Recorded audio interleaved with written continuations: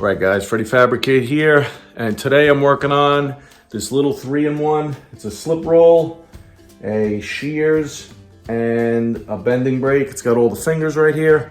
I got it on Marketplace for like 50 bucks, but it has a couple problems and I want to make a few modifications to it. Hopefully I'll have enough for a full-length video. First thing I did, and unfortunately my battery on my phone died and I didn't want to waste any more time, so I just did it and I figured I'll catch you guys up later. This little knob here, I guess you call it a handle, whatever, it was actually spinning, so the threads were stripped out inside the handle. I couldn't get the threads to loosen. This allows you to adjust the length of the turn handle here, and actually you'll keep it from hitting this big bolt down on the bottom if you leave it right in the middle. If you need more leverage, you kind of loosen this and extend it to what you need. So what was happening was the plastic handle was just spinning on the threads. I was able to get a vice grip on it, nice and easy. I got it to loosen, got the whole thing out, and I took it over to my drill press and I drilled it out. I forget the size, but I have a set of roll pins. I just drilled it out for the size of one small roll pin, hammered it through, and cut the excess off. And now, as you can see, if I turn that there, there we go. That's adjustable. If I had two hands right now, I could show you how to slide it either way. Okay, next up. So I've removed the shears already. Seems to be in pretty good shape. It just had a broken bolt. This thread right here, hopefully you guys can see that, was broken off and it just was jamming. It would come down and it would jam onto here instead of sliding right behind it and act like a shears, metal shears. So I was able to pull the bolt out of the other side. You can see it's kind of odd shaped. If I was stuck, this is an 8mm times 125 thread, so 1.25 teeth per inch, I believe, threads per inch, sorry. And I found this bolt that has the same size metric head to it.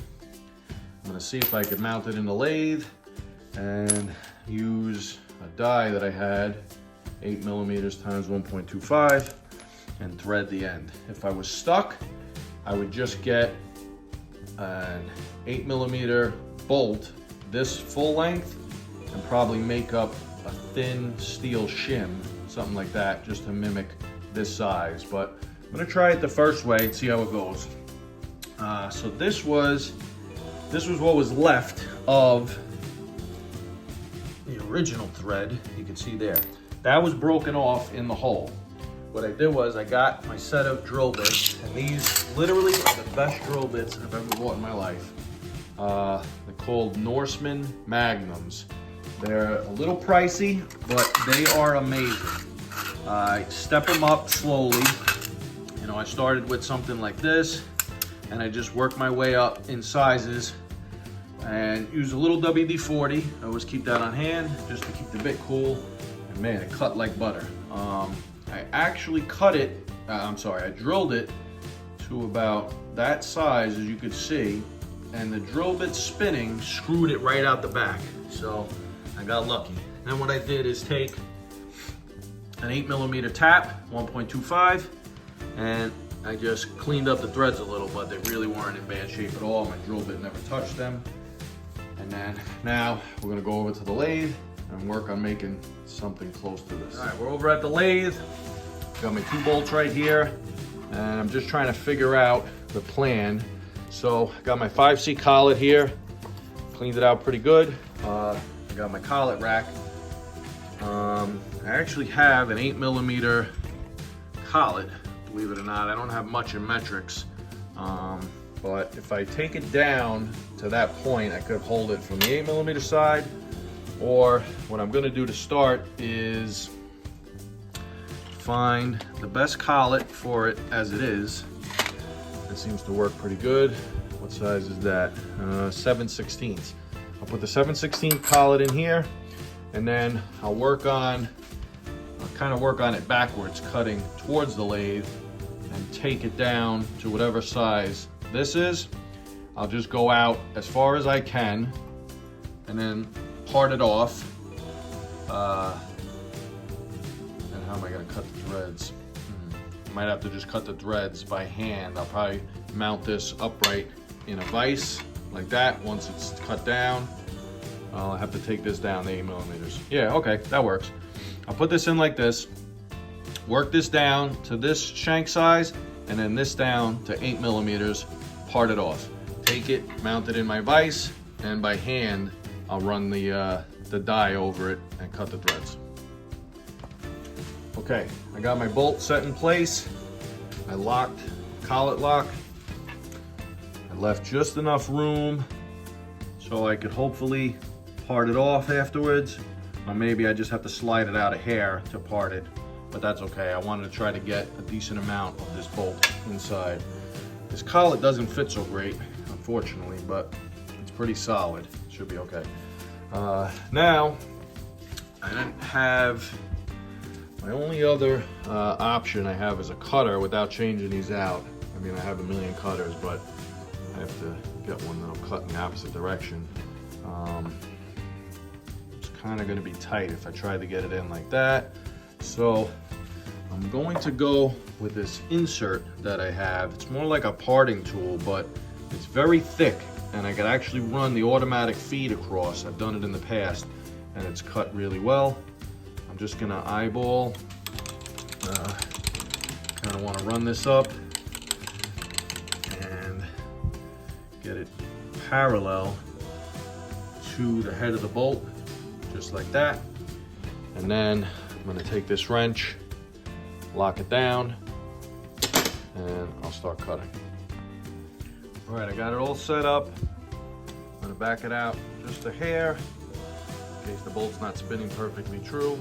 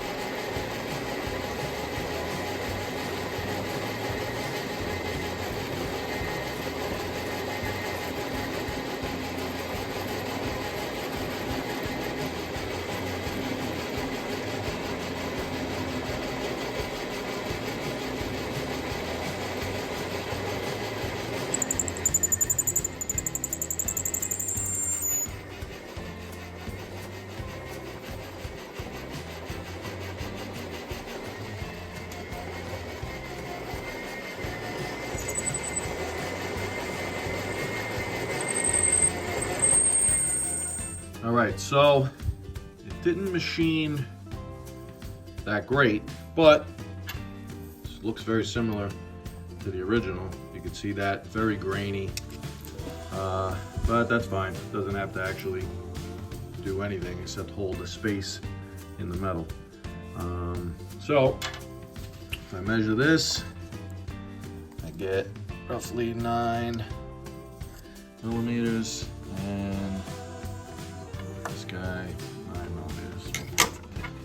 Now I'm just gonna lay that on there, mark where I'm stepping down to 8 millimeters, machine that, and then part it off. All right, so I was having a hard time holding the camera on this one. It's a little technical. I think it came out pretty good.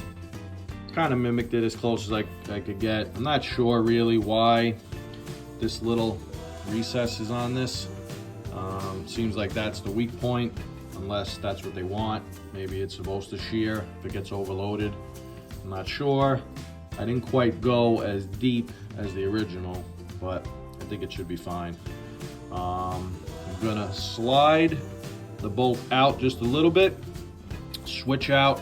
I could probably do the parting with this, but I have something a little thinner that I think is gonna work better. High speed steel as opposed to a carbide insert.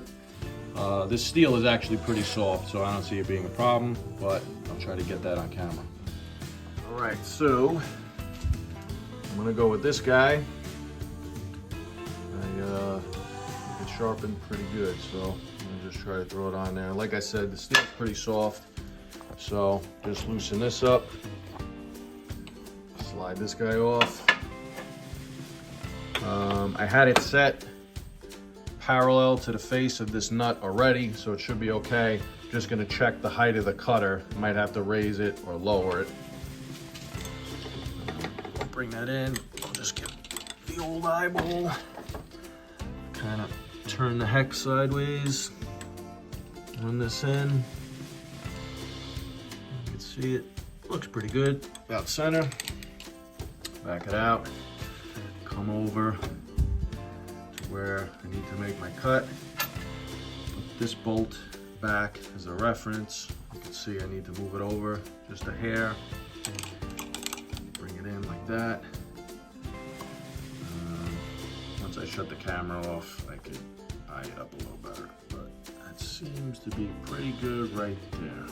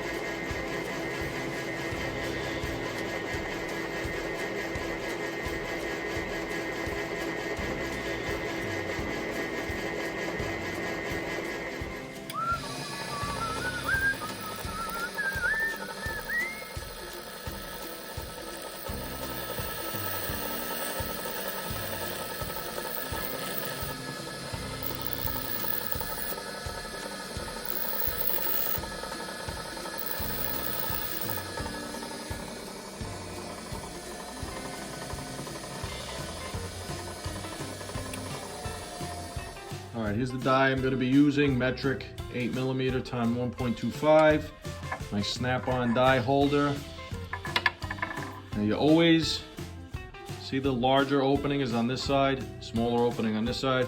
You put the larger opening towards your cut. And then this dial on here is adjustable.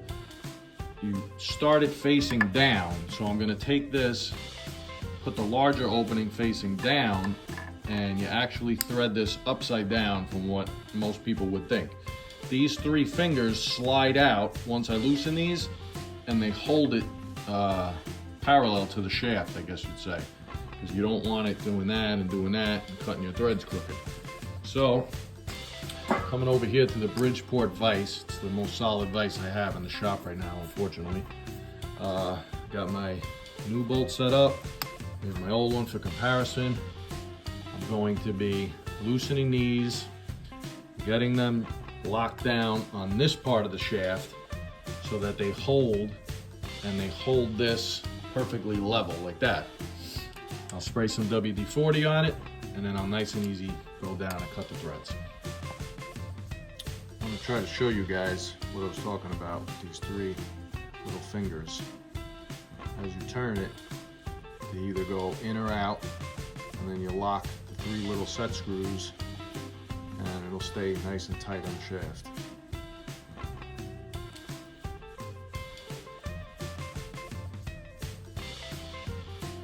So what you want to do, put a little WD-40 on there, and you want to take a quarter of a cut go back and clean your threads.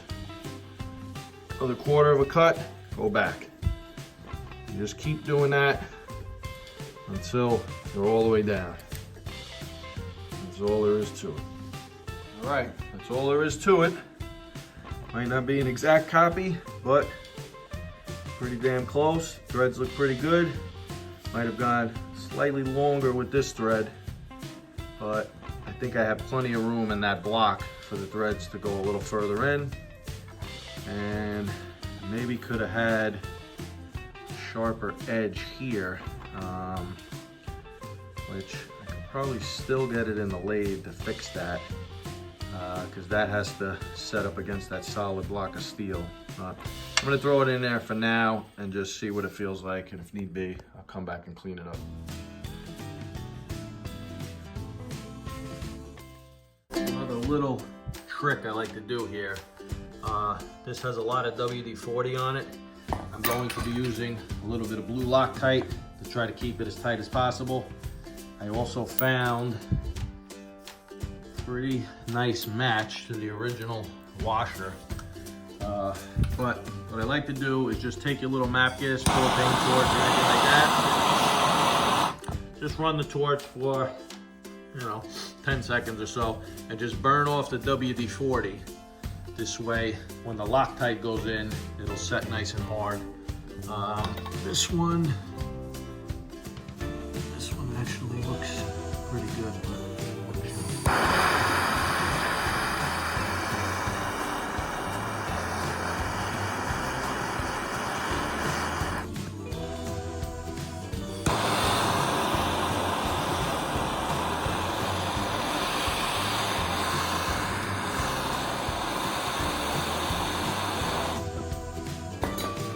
Okay, take my shears.